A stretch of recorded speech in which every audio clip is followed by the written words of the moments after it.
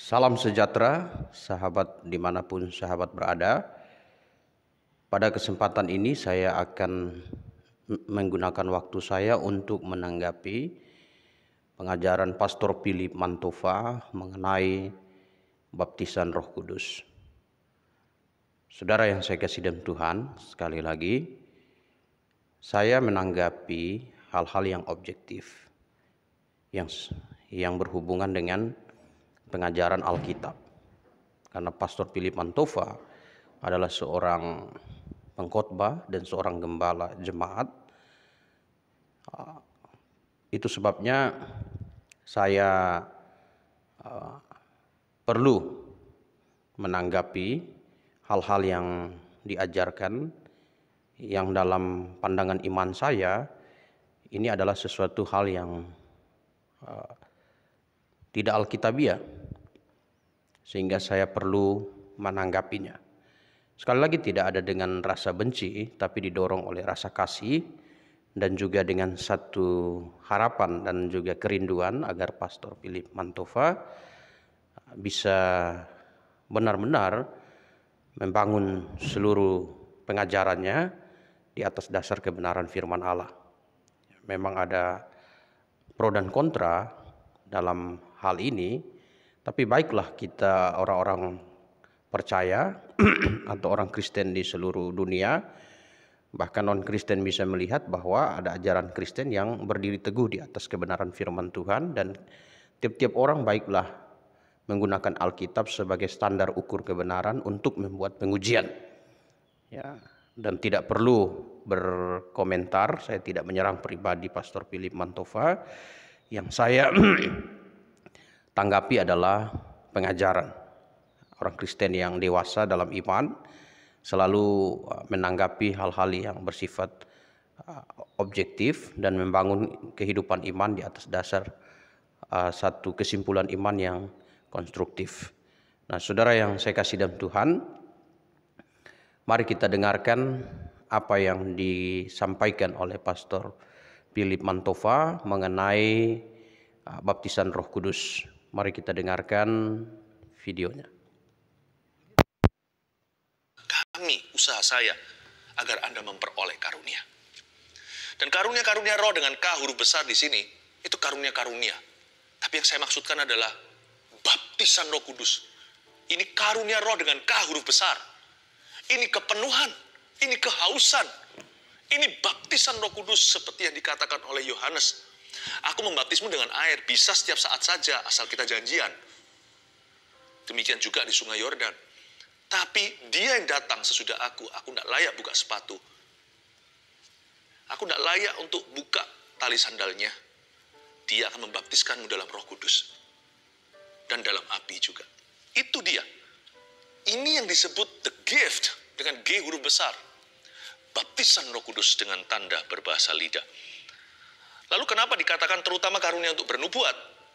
Karena Paulus meluruskan, karena mereka semuanya sudah berbahasa lidah di Korintus. Ya, asumsi spekulasi saya begitu, meskipun Alkitab tidak jelas-jelas menulis, tapi lewat sejarah dan tradisi bahwa Korintus itu gereja yang berkarunia sekali, tapi mereka malas di area nubuatan.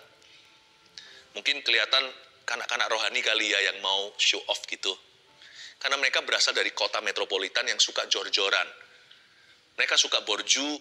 Baik, jadi kita sudah mendengar di video yang lain juga, Pastor Philip Mantova adalah salah satu pendukung dan pendorong agar orang-orang bisa menerima baptisan Roh Kudus. Ya, dalam video-video yang lain dia katakan itu bukan keharusan, tapi kehausan.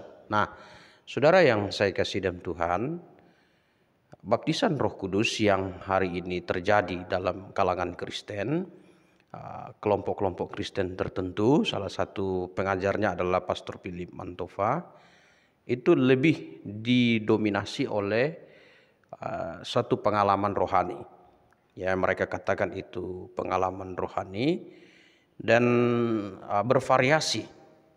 Ya, bervariasi. Nah, kita akan lihat bagaimana Pastor Philip Mantova menjelaskan pengalaman rohaninya itu. Coba kita dengar dulu. Baik. Namanya gentleness atau kelemah lembutan. Justru kaum Pentakosta harus lemah lembut. Tidak boleh tudung orang lain, oh kamu belum bahasa lidah ya, kurang rohani lo. Nggak boleh. Justru karena kita ini lemah.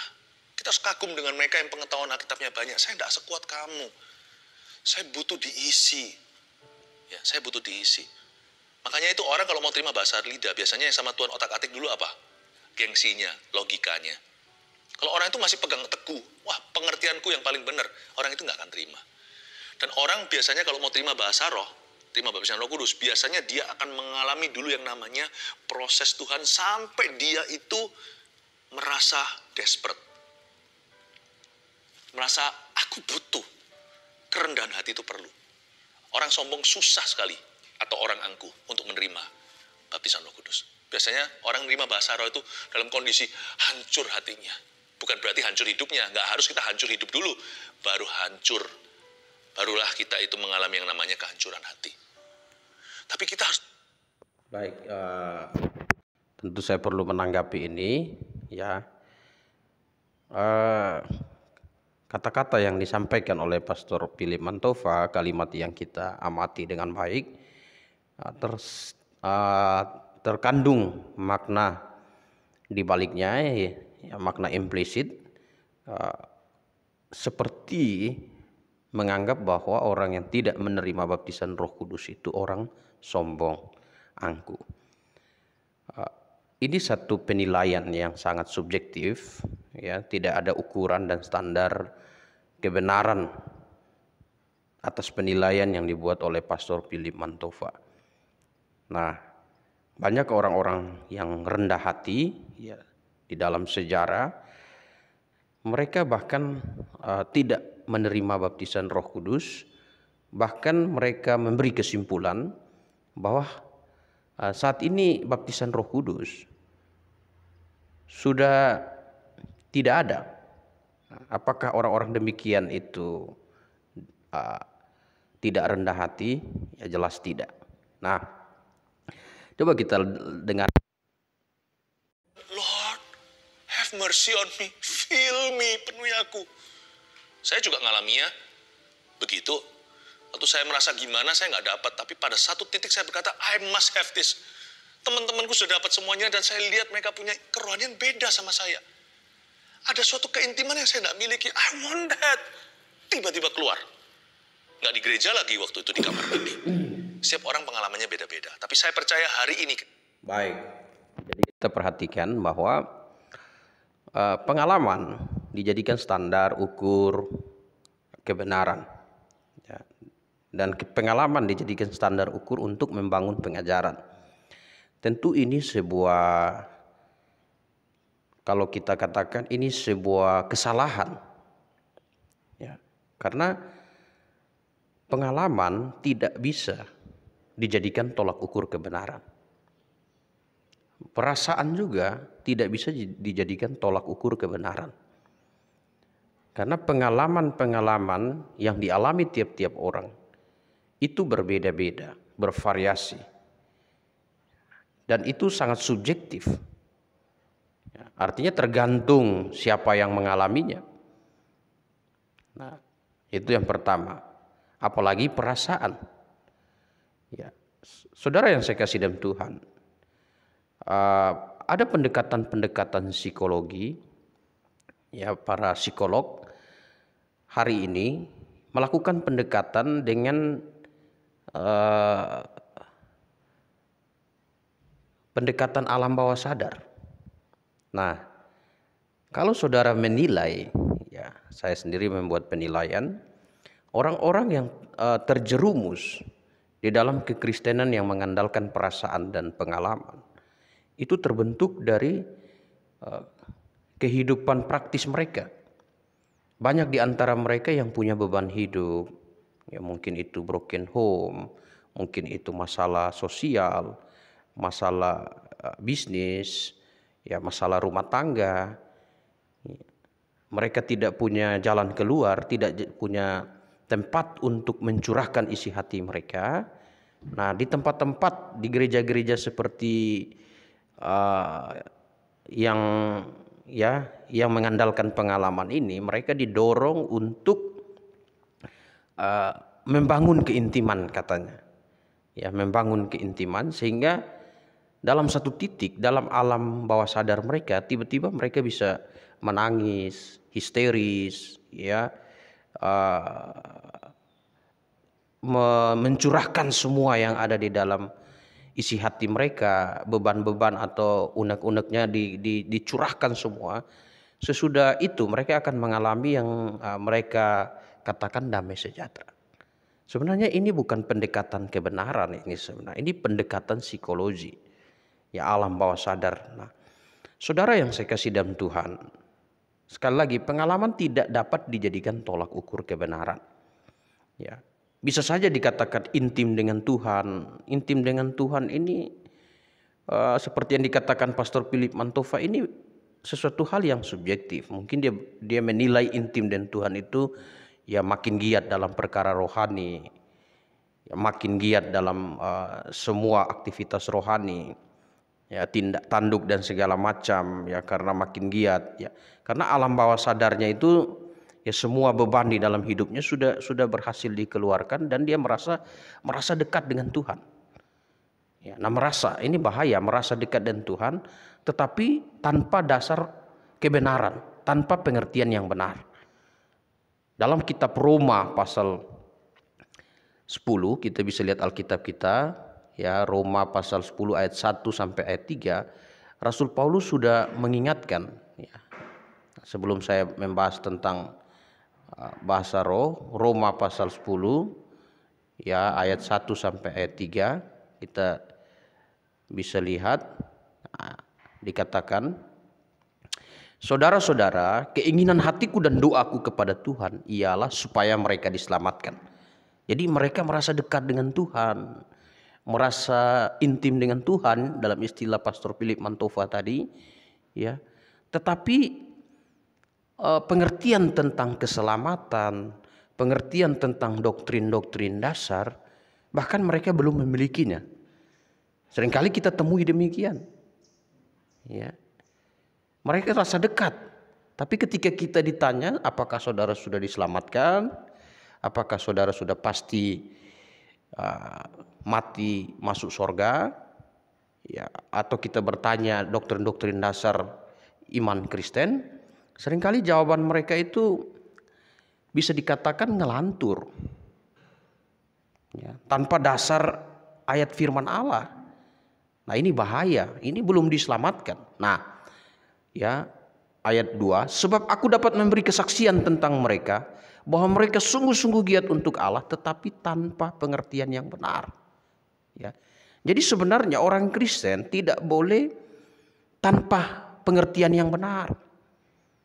Dalam Efesus pasal 5 ayat 17 Rasul Paulus berkata, janganlah kamu bodoh tetapi usahakanlah supaya kamu mengerti kehendak Tuhan. Mengerti dibutuhkan satu pengertian. Pengertian bisa diterima seseorang kalau seseorang itu menggunakan akal budinya untuk mempelajari firman Allah. Nah, bahkan Roma 12 ayat 2 dikatakan berubahlah oleh pembaharuan budimu sehingga engkau bisa membedakan manakah yang baik yang berkenan kepada Allah. Jadi iman Kristen tidak boleh dibangun di atas dasar perasaan. Iman Kristen tidak boleh dibangun di atas dasar pengalaman. Karena itu subjektif. Iman Kristen harus dibangun di atas dasar firman Allah. Itu objektif. Dengan kesimpulan yang harmonis dari tiap-tiap ayat Alkitab. Ya. Jadi itu iman yang dinamis, yang konstruktif. Bangunan iman yang konstruktif, dinamis. Ya, akibat tidak tanpa pengertian yang benar, akhirnya mendirikan kebenaran sendiri. Kesimpulan ayat 3, sebab oleh karena mereka tidak mengenal kebenaran Allah dan oleh karena mereka berusaha untuk mendirikan kebenaran mereka sendiri, mereka tidak takluk kepada kebenaran Allah. Jadi sebelum saya masuk kepada baptisan Roh Kudus, hal pertama yang harus dipahami dan dimengerti oleh seluruh orang Kristen, bahwa kekristenan yang alkitabiah, pengajaran Alkitab tidak pernah mengajarkan orang Kristen untuk membangun iman atau mengukur kebenaran di atas dasar perasaan semata-mata, di atas dasar pengalaman pribadi seseorang, tetapi harus dibangun di atas dasar kebenaran firman Allah. Seringkali apa yang dikatakan firman Allah bertentangan dengan rasa seseorang, tetapi hak orang tersebut harus takluk, harus tunduk. Iman dibangun di atas dasar kebenaran firman Allah. Dan yang membentuk iman itu ada pengetahuan, ada perasaan dan kehendak. Ketiga hal inilah yang membentuk iman yang sehat.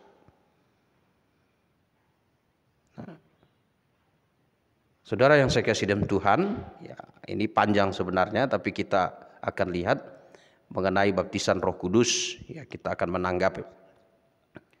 Kejarlah kasih itu dan usahakanlah dirimu memperoleh karunia-karunia roh. Berhenti dulu. Usahakanlah dirimu memperoleh karunia-karunia roh di sini. Kita lakukan sekarang. Ini adalah bagian dari usaha kita. Dear jemaat CG dan juga keluarga Saat Teduh yang terkasih. Ini adalah usaha kami, usaha saya, agar Anda memperoleh karunia. Dan karunia-karunia roh dengan K huruf besar di sini, itu karunia-karunia. Tapi yang saya maksudkan adalah baptisan Roh Kudus. Ini karunia roh dengan K huruf besar. Ini kepenuhan, ini kehausan. Ini baptisan Roh Kudus seperti yang dikatakan oleh Yohanes. Aku membaptismu dengan air, bisa setiap saat saja asal kita janjian. Demikian juga di Sungai Yordan. Tapi dia yang datang sesudah aku tidak layak buka sepatu. Aku tidak layak untuk buka tali sandalnya. Dia akan membaptiskanmu dalam Roh Kudus. Dan dalam api juga. Itu dia. Ini yang disebut the gift dengan G huruf besar. Baptisan Roh Kudus dengan tanda berbahasa lidah. Baik, baptisan Roh Kudus. Nah, saudara yang kasih dalam Tuhan, ya, mengenai 1 Korintus 14, saya sudah di video terdahulu YouTube saya, tanggapan saya terhadap Pastor Philip Mantova, saya sudah menjelaskan. Ya, pada waktu itu memang diberikan dorongan kepada jemaat untuk memperoleh karunia roh, terutama karunia bernubuat. Ya, tetapi di situ ada batas waktunya. Nah, 1 Korintus 13 ayat 8 sampai 10 dikatakan, ya, nubuat akan berakhir, akan diakhiri, ya, bahasa roh akan berhenti, ya, dengan sendirinya, itu bentuk model dalam tensis Yunani, ya, pengetahuan akan lenyap sebab pengetahuan kita tidak lengkap dan nubuat kita tidak sempurna. Tetapi jika yang sempurna tiba, maka yang tidak sempurna itu akan lenyap. Ya, jika sempurna tiba, maka yang tidak sempurna itu lenyap dan tidak dipakai. Nah, itu saya sudah jelaskan. Ya, yang sempurna di situ adalah Alkitab. Nanti bisa buka di video terdahulu penjelasannya. Dan sesudah ada Alkitab, ya, hari ini yang tinggal di dalam kehidupan jemaat itu tinggal iman, pengharapan, dan kasih. Nah, ya, jadi saya tidak akan bahas itu. Nah, mari kita lihat mengenai baptisan Roh Kudus. Ya, dimulai dengan pemberitaan Yohanes Pembaptis di dalam Matius pasal 3 ayat 11. Yohanes berkata, "Aku membaptis kamu dengan air sebagai tanda pertobatan, tetapi dia yang akan datang kemudian, ya, membuka kasutnya pun aku tidak layak. Ia akan membaptis kamu dengan Roh Kudus dan dengan api." Ya, dalam teks Yunaninya, ya, baptiste en pneumati hagios, ya, baptiste en pneumati hagios, ya, baptisan Roh Kudus. Nah, menariknya di dalam Injil Yohanes pasal 1 ayat 33, saudara bisa lihat, ya, di situ tidak disinggung mengenai api lagi, baptisan api. Nah, bisa kita lihat ya, Injil Yohanes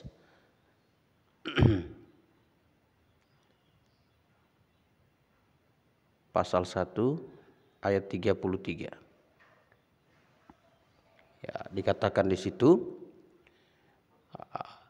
dan aku pun tidak mengenalnya, tetapi dia yang mengutus aku untuk membaptis dengan air telah berfirman kepadaku, jikalau engkau melihat roh itu turun ke atas seseorang dan tinggal di atasnya, dialah yang akan membaptis dengan Roh Kudus.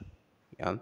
Nah, membaptis dengan Roh Kudus dan dengan api dalam Matius 3 ayat 11, saya melihatnya bahwa itu awal mula, permulaan, titik awal di mana terjadi baptisan Roh Kudus. Ya, nah kita bisa lihat pertama kali terjadi pembaptisan Roh Kudus itu pada waktu peristiwa Pentakosta. Ya, di situ ada lidah-lidah api yang turun. Nah, mengenai baptisan Roh Kudus ini sudah sangat jelas, dialah yang akan membaptis dengan Roh Kudus.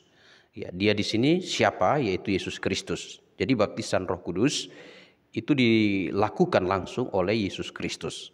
Ya, jadi kalau ada hari ini ada pendeta atau ada pengkhotbah ya yang seolah-olah berkuasa memberi baptisan Roh Kudus, itu penyimpangan ya. Karena yang berhak memberi baptisan Roh Kudus itu hanya Yesus Kristus. Nah, karena Yesus Kristus yang berhak memberi baptisan Roh Kudus, kapan peristiwa pembaptisan Roh Kudus itu terjadi?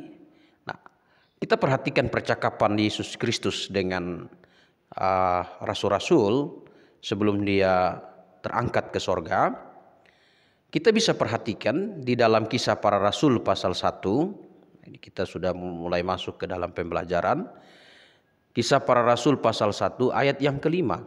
Nah, Bapak Ibu di rumah ya bisa ambil Alkitab dan bisa belajar bersama-sama.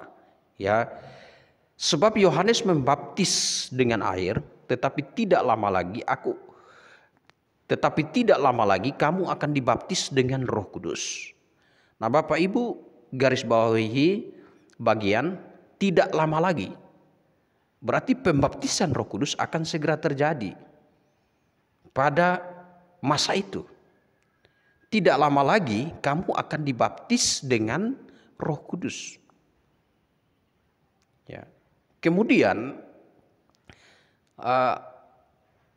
di ayat yang ke-8 dari Kisah Rasul pasal 1 ayat Kisah Para Rasul pasal 1 ini ayat yang ke-8 dikatakan, tetapi kamu akan menerima kuasa kalau Roh Kudus turun ke atas kamu. Ya. Kamu akan menjadi saksiku di Yerusalem, di seluruh Yudea dan Samaria dan sampai ke ujung bumi.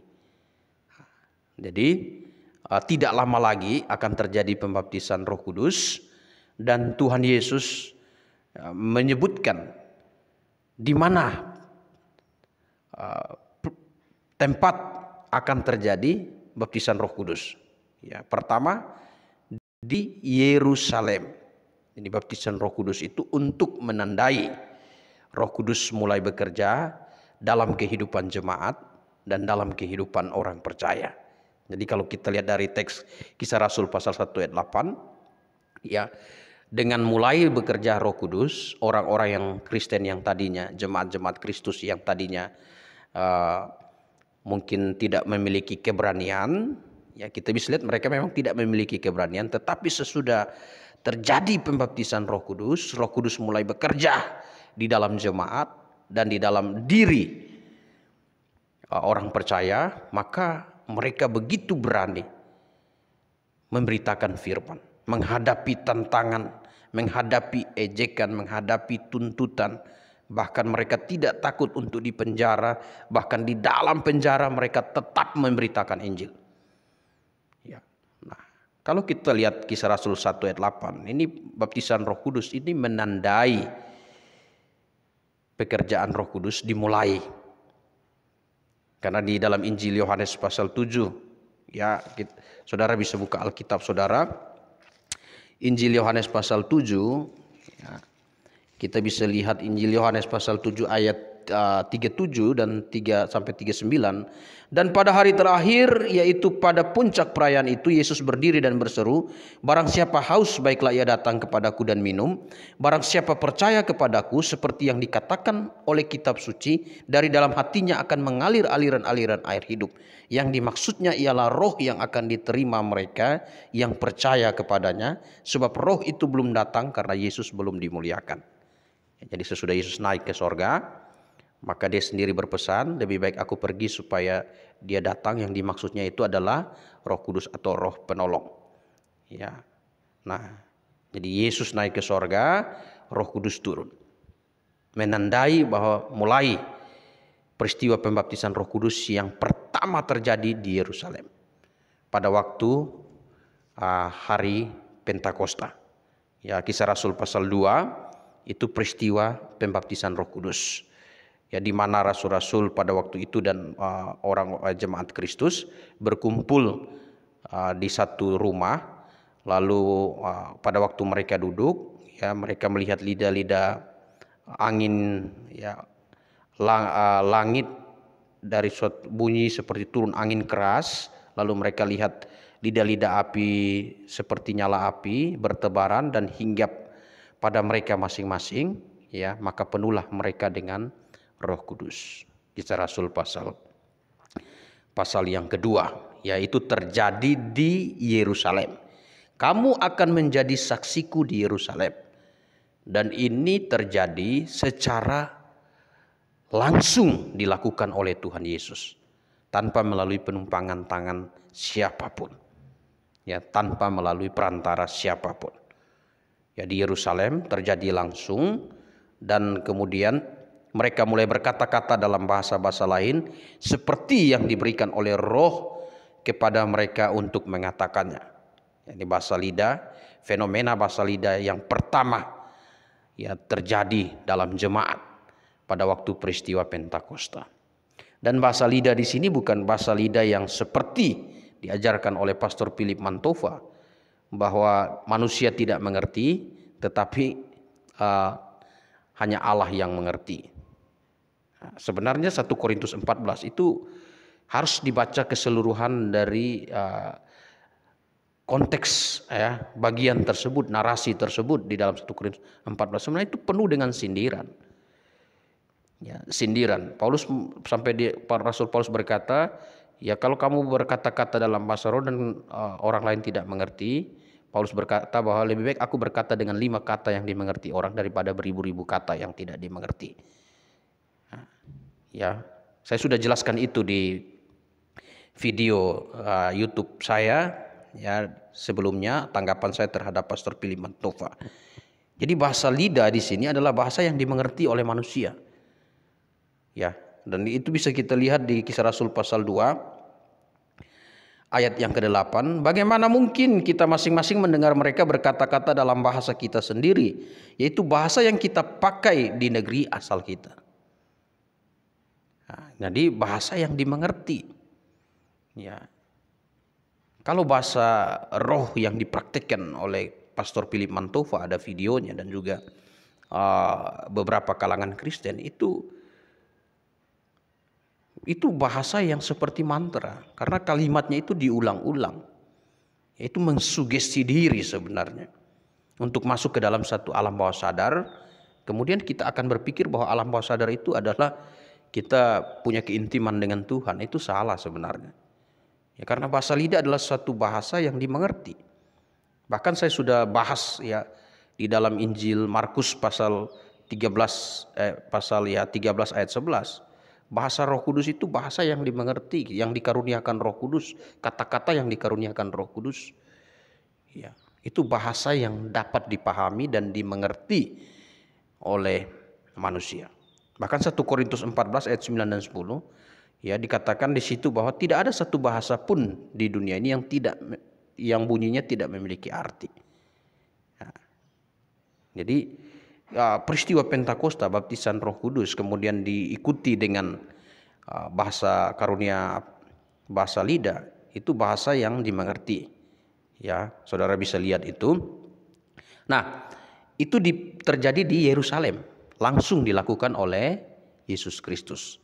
Kemudian terjadi juga di Yudea. Garis bawahi bahwa di Yerusalem kemudian tidak ada pengulangan lagi baptisan Roh Kudus. Ya, saudara bisa baca tidak ada pengulangan dari pembaptisan Roh Kudus di Yerusalem. Hanya terjadi satu kali. Itu menandai bahwa Roh Kudus mulai bekerja mulai dari Yerusalem, Yudea. Ya, Kisah Para Rasul pasal 10 itu di rumah seorang perwira, ya, prajurit Itali. Ya, itu Kisah Rasul pasal 10 yang bernama Cornelius, ya, seorang perwira pasukan yang disebut pasukan Itali. Ya, yang disebut pasukan Itali di Yudea. Nah, peristiwa di Yudea ini juga terjadi, ya, langsung dilakukan oleh Tuhan Yesus tanpa melalui penumpangan tangan siapapun. Ya, coba kita baca Kisah Rasul pasal 10. Kita mulai baca dari ayat yang ke-44. Ketika Petrus sedang berkata demikian, turunlah Roh Kudus ke atas semua orang yang mendengar pemberitaan itu.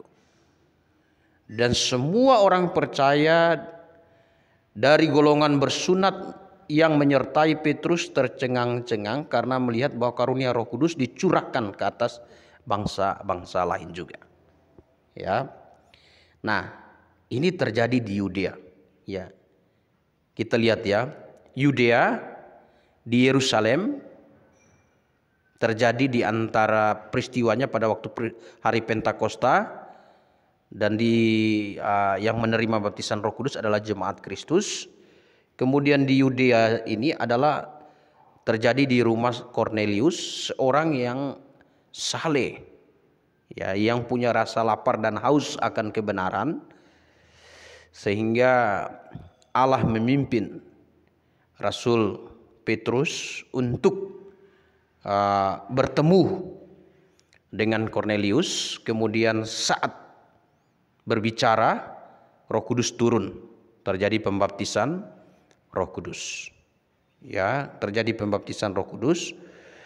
Ayat 47, bolehkah orang mencegah untuk membaptis orang ini dengan air sedangkan mereka telah menerima Roh Kudus sama seperti kita?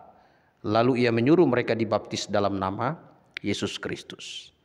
Nah, jadi kita perhatikan di sini di Yudea ini mereka terima dulu baptisan Roh Kudus, baru sesudah itu mereka menyerahkan diri untuk dibaptis dengan baptisan air. Dan ini terjadi hanya satu kali di Yudea. Sesudah itu kita tidak membaca lagi ada pengulangan pembaptisan Roh Kudus di Yudea. Mengapa? Ini sesuai dengan janji Tuhan. Kamu akan menjadi saksiku di Yerusalem. Mulai Roh Kudus mulai dicurahkan. Kamu akan menerima kuasa kalau Roh Kudus turun ke atas kamu, dan kamu akan menjadi saksiku. Mulai dari Yerusalem, Yudea, nah kemudian di Samaria. Nah di Samaria ini sangat menarik, ya, Kisah Rasul pasal 8. Pada waktu itu seorang, ya, penginjil Filipus memberitakan Injil ke wilayah Samaria, dan orang-orang Samaria menerima Kristus. Tetapi pada waktu itu Roh Kudus belum bekerja di Samaria, atau pekerjaan Roh Kudus belum ditandai dengan baptisan Roh Kudus. Ya, baca Alkitab Kisah Rasul pasal 8. Saudara bisa buka Alkitab ayat yang ke 15, ya, kita bisa lihat di situ dari 14. Ketika rasul-rasul di Yerusalem mendengar bahwa Samaria telah menerima firman Allah, mereka mengutus Petrus dan Yohanes ke situ. Ya. Setiba di situ, kedua rasul itu berdoa supaya orang-orang Samaria itu beroleh Roh Kudus. Jadi mereka baru menerima dengan pengertian, pemahaman, tetapi mereka belum menerima Roh Kudus. Ya. Karena Roh Kudus belum bekerja di wilayah Samaria. Sebab Roh Kudus belum turun atas seorang pun di antara mereka karena mereka hanya dibaptis dalam nama Tuhan Yesus. Ya. Kemudian keduanya menumpangkan tangan di atas mereka, lalu mereka menerima Roh Kudus. Nah, di Samaria ini didoakan. Ya, karena di Yerusalem sudah, kemudian mereka mendengar ada orang percaya di Samaria. Ya, mereka mengutus dari Yerusalem Rasul Petrus dan Rasul Yohanes. Ketika sampai di Samaria, Rasul Petrus dan Yohanes berdoa agar orang Samaria beroleh Roh Kudus, karena Roh Kudus belum mulai bekerja di Samaria. Kemudian mereka berdoa, ya, ayat 17, kemudian keduanya menumpangkan tangan di atas mereka, lalu mereka menerima Roh Kudus. Jadi tumpang tangan ini lewat perantara kedua rasul, ya, mereka tumpang tangan, baru terjadi pembaptisan Roh Kudus di Samaria.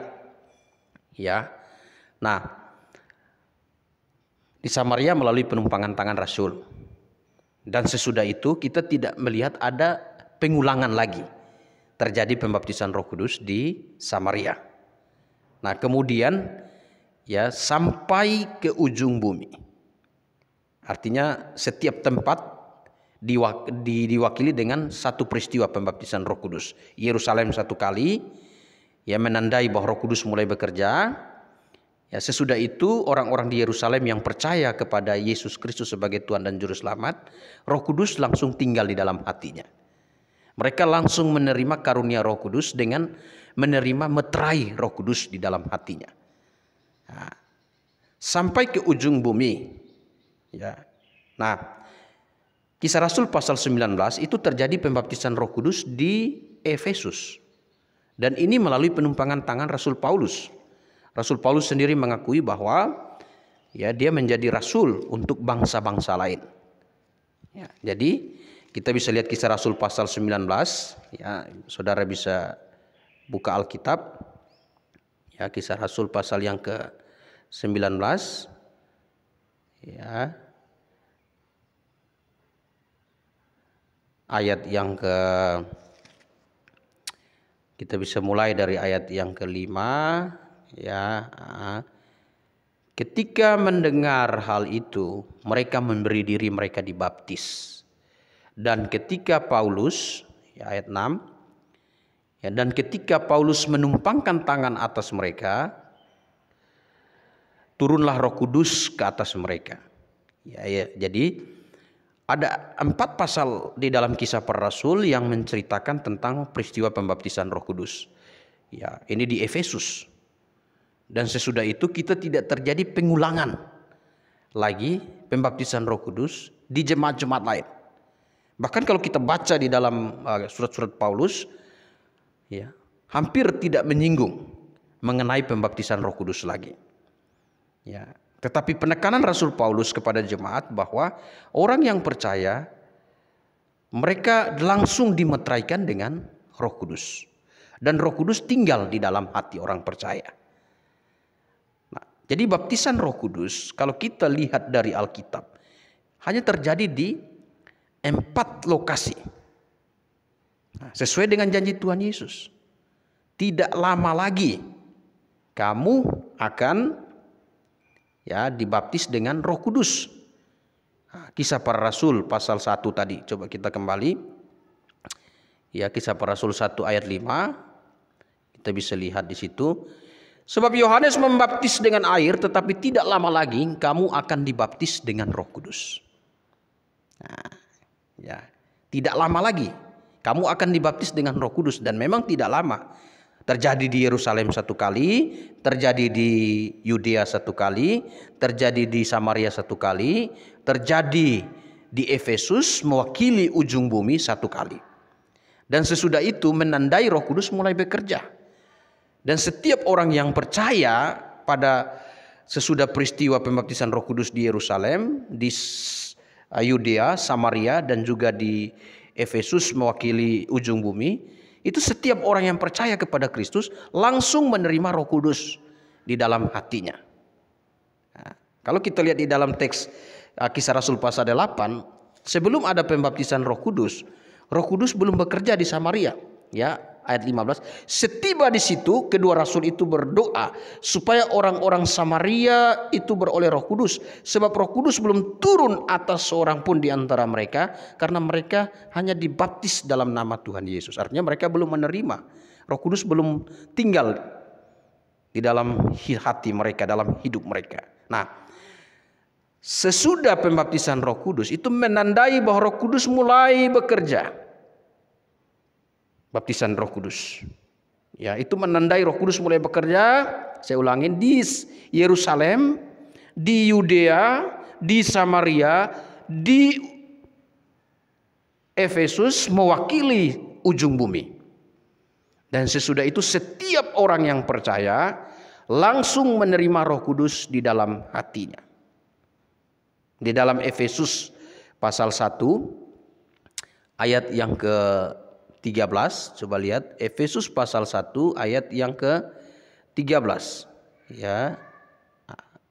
Efesus 1 ayat 13 dikatakan, di dalam Dia kamu juga, karena kamu telah mendengar firman kebenaran, yaitu Injil keselamatanmu, di dalam Dia kamu juga ketika kamu percaya dimeteraikan dengan Roh Kudus yang dijanjikannya. Sesudah terjadi pembaptisan Roh Kudus, maka orang-orang yang percaya langsung menerima karunia Roh Kudus, yaitu menerima meterai Roh Kudus.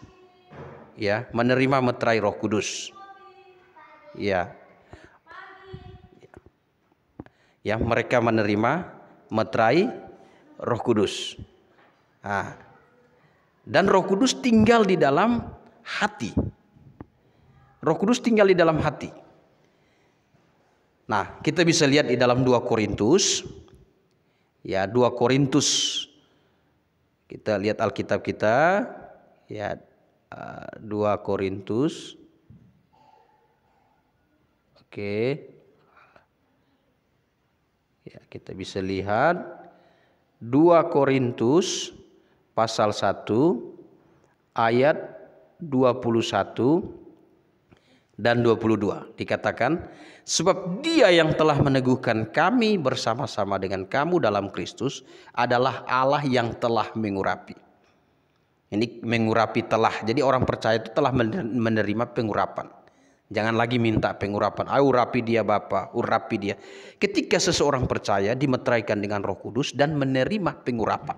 Telah itu berarti sudah. Ya, telah menerima pengurapan. Memeteraikan tanda miliknya atas kita, yang memberikan Roh Kudus di dalam hati kita sebagai jaminan dari semua yang telah disediakan untuk kita. Jadi Roh Kudus langsung tinggal. Ketika orang percaya dimeteraikan dengan Roh Kudus, menerima pengurapan Allah, ya, diangkat, menerima pengurapan Allah ini diangkat menjadi anak Allah. Yang tadi anak dunia diangkat menjadi anak Allah, dan Roh Kudus tinggal di dalam hati.